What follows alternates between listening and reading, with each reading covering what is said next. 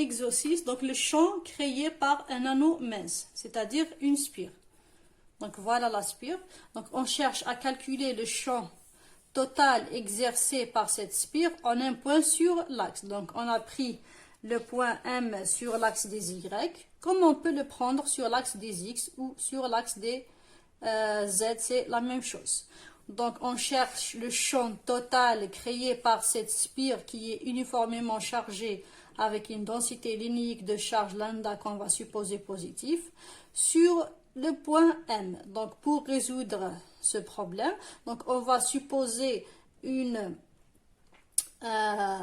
portion élémentaire dl qui va être chargée avec une charge élémentaire dq qui va exercer au point M un champ élémentaire dE. Et pour trouver donc le champ total exercé par la totalité de la spire, il suffit donc d'intégrer ce dE sur la totalité de L. Donc voilà, donc dL, il va me créer le champ élémentaire dE. Et la totalité L, elle va me créer le champ E qui n'est autre que l'intégrale de dE sur dL. Je sais que donc dE créé au point M par cette longueur élémentaire dL, elle est donnée par 1 sur 4 pi epsilon 0 dq sur r au carré. R au carré étant la distance qui sépare le point M de ma charge dq. Donc maintenant, pour trouver le sens du champ total qui s'exerce au point M, je sais que ce champ total E au point M, il va être écrit sous cette forme en coordonnées cartésiennes. Ça va être une composante EX selon I, plus une composante EY selon J, plus une composante EZ selon K. Pour des raisons de symétrie, les composantes EX et EZ, ils vont être égales à 0. Donc E total au point M, il va être donc porté selon le vecteur unitaire J. Donc il va avoir une seule composante qui est EY. Donc il faut retenir ça. Donc si on a une spire, donc le champ total, il va être porté sur l'axe de la spire. C'est-à-dire E total, il va être selon Y, porté selon J, selon le vecteur unitaire J. Et les composantes sur l'axe des X et sur l'axe des Z, ils vont être nuls. Donc je reviens à mon DE. Donc dans ce cas-là, donc DEY, donc je vais calculer DEY et je vais l'intégrer. DEY, donc ça va être quoi? Ça va être DE cosinus de θ. Donc si je fais ma projection sur l'axe des Y, voilà. Donc ça c'est DEY. Donc c'est la composante du champ DE sur l'axe des Y. Donc DEY, ça va être quoi? Ça va être DE cosinus de alpha. Donc DEY, c'est DE cosinus de alpha. Il suffit de remplacer maintenant. Donc DEY, c'est DE qui est égal à quoi? C'est 1 sur 4 pi epsilon 0 dq sur r au carré cosinus de alpha. Avec, donc dq c'est quoi? C'est lambda dl. dl c'est r dθ. Donc si je regarde ici, voilà mon dθ.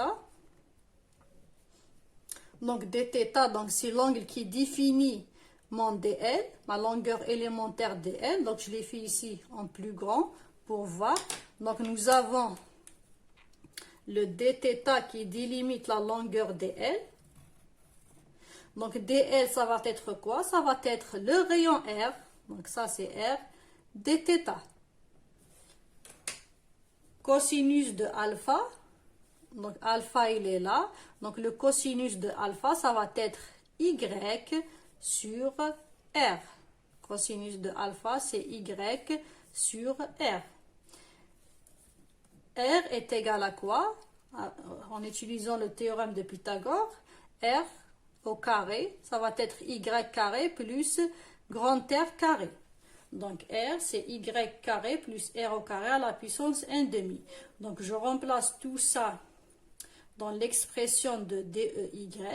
Donc ça va me donner DEY, c'est 1 1 sur 4 pi epsilon 0. dq c'est lambda dl, donc c'est lambda, et dl c'est r dθ, donc lambda r dθ, sur r au carré, donc r au carré ça va être y carré plus r carré, cosinus de alpha c'est y sur r, donc c'est y sur r, c'est y carré plus r carré à la puissance 1 demi.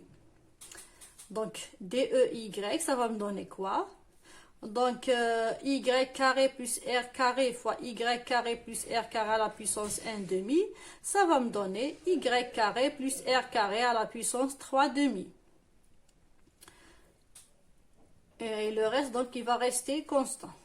Pour passer maintenant de DEY à EY, il suffit d'intégrer donc ma variable dθ de θ allant de 0 jusqu'à 2π pour faire le tour de la spire.